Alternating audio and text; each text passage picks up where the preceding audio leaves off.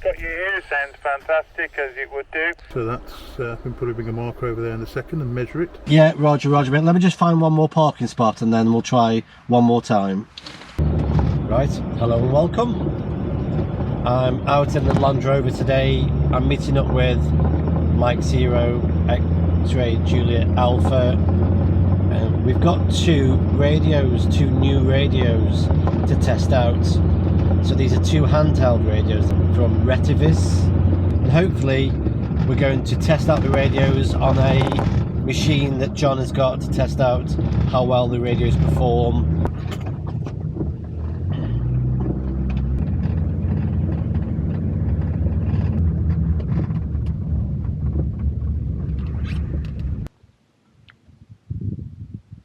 Right. The road is closed, so I need to find an alternative route. So I've arranged with John to use 70 centimeters, which I've just got attached to the antenna on the roof using this old Motorola, to keep in touch with each other. Mike Zero X-Ray Juliet Alpha. This is Mike Zero Sierra Zulu Tango. I need to get hold of him because I'm going to be late.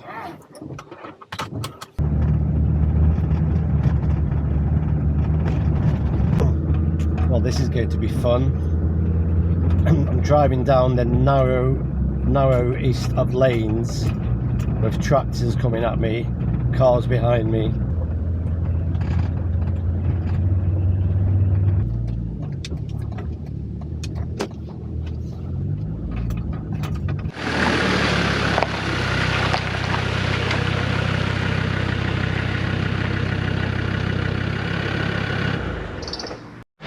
Right, well, this is a happening place, isn't it?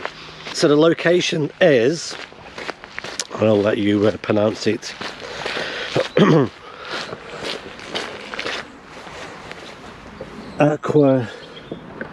Aqualate Mere. It's a location that's halfway between where I live and where John lives. On the vehicle I've got just a dual band antenna. I've also got on the baby tar heel. It seems to be working on 20 meters, the tar heel does. It's behaving itself. Currently it's a bit messy, but I've got the Icon 706 Mark 1 there, just for 20 meters. I'm just using this radio for 70 sems for the moment. It's the Motorola NT6000. And over there, which I'll go into a bit more detail, are the two Retevis radios that we're hoping to try out.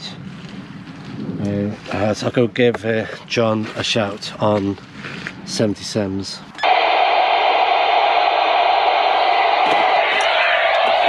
Mike Zero X-Ray Juliet Alpha. This is Mike Zero Sierra Zulu Tango. So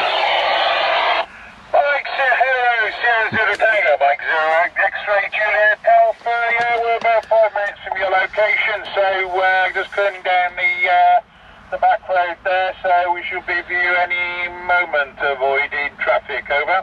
Yeah, roger, roger. Yeah, I had to go a long way around because there was a road blockage. But okay, yeah, see you in 5 minutes then. Cheerio. Roger, roger. So, while I'm waiting for John, I'll just show you these two radios. So, thank you to Sylvia, who have been emailing back and forth. Two radios, and let me get my specs on.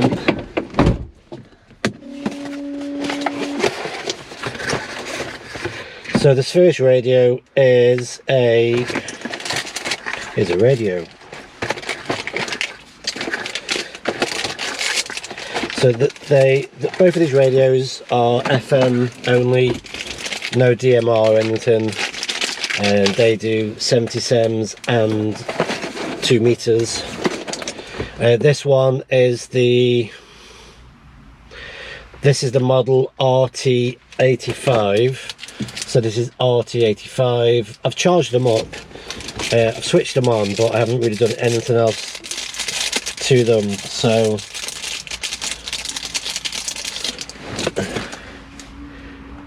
a nice little Nice little solid little radio, nice little solid feel to it. This one has the ability to plug in external mic and headphones.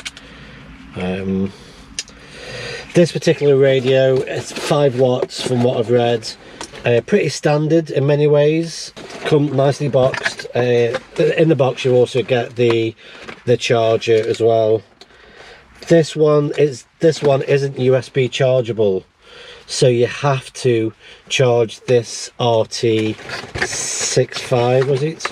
The RT8. So you have to charge the RT85 in the actual cradle itself. Nice little radio.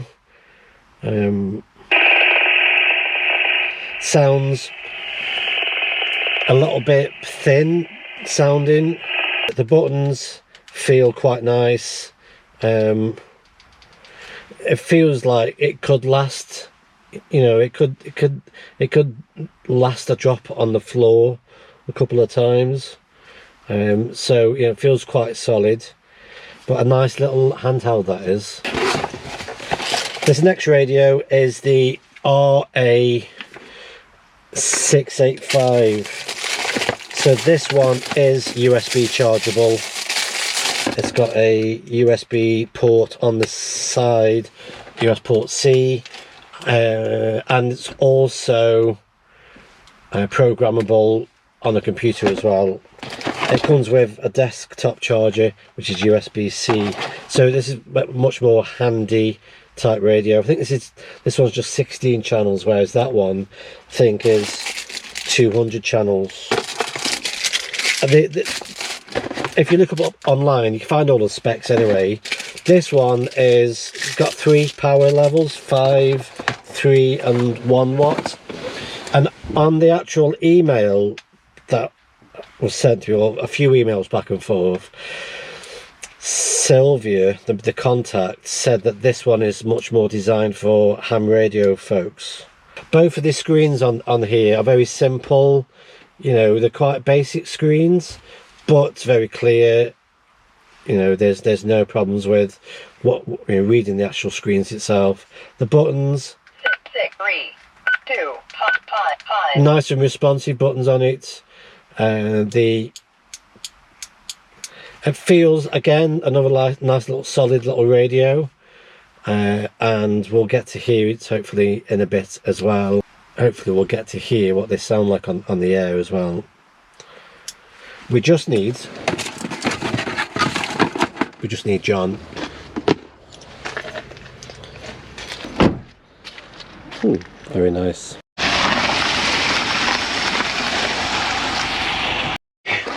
So this is the spectrum analyzer.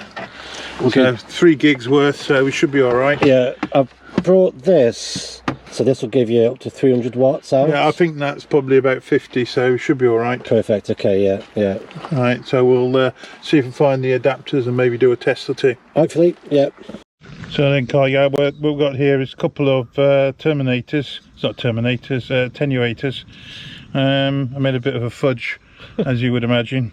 All right, this is 30 decibels, this one's 10, so the total would be about 40. Right. So that's well within the handling limits. We probably get away with this, to be fair. Okay. Right, and this is 10 watts. I think what we're testing is only about 5. Yeah. And this says 50 watts. Right. Okay. Right, so we're well over for the spec and power. Yeah. But we just wanted to get an extra few decibels of attenuation, so we weren't even approaching the usable limits. So Okay. we'll get it in there, and we'll just connect it up, and should be good. Oh, lovely.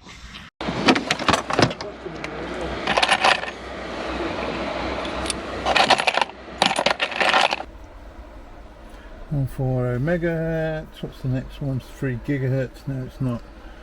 Stop frequency. Oh, we'll have a couple of harmonics if that's what we're doing.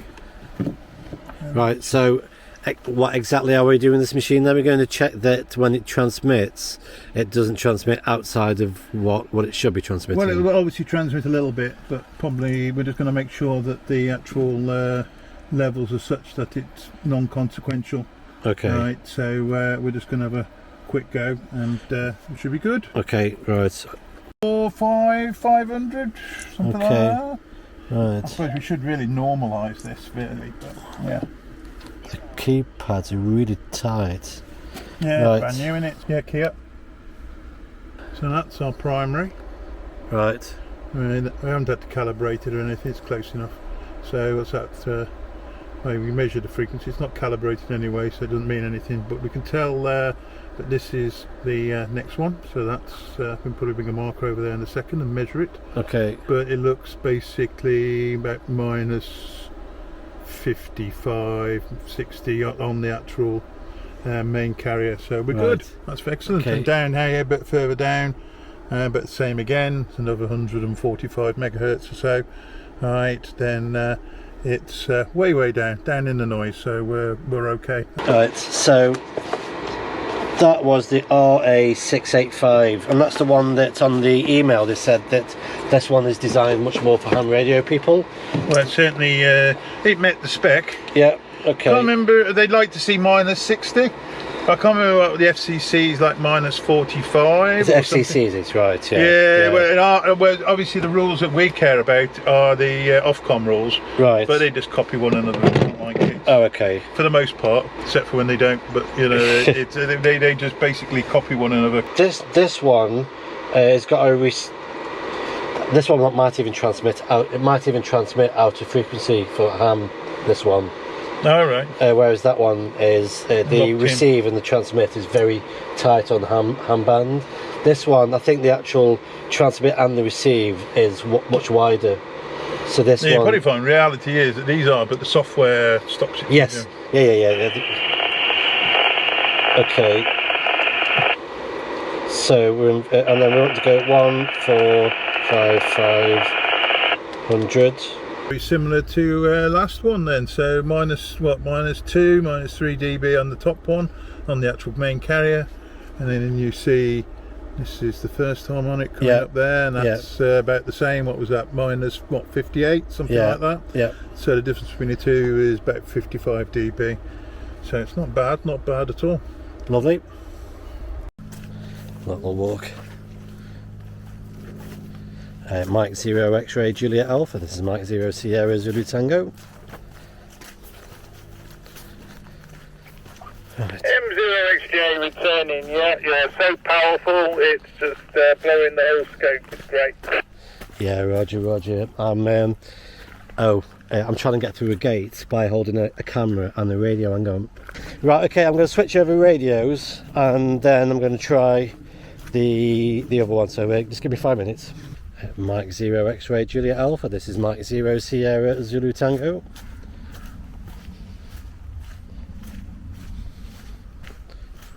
Mike 0 X-ray Juliet Alpha to Mike 0 Sierra Zulu Tango. Yes, got you there. I'm just going to go have a drive off now and do a bit of a range test. So I'll find a nice little car park somewhere. See you in a minute. About 1.5 miles away at the moment. Okay, yeah, Mike 0 X-ray Juliet Alpha returning. Yeah, that sounds great. Right, we'll find hopefully somewhere that's less noisy, less dangerous. We're in a really built up area now, so I really doubt we'll get anywhere with this. I'll give it a go. That one first. Mike 0 XJA, Mike 0 Sierra Zulu Tango.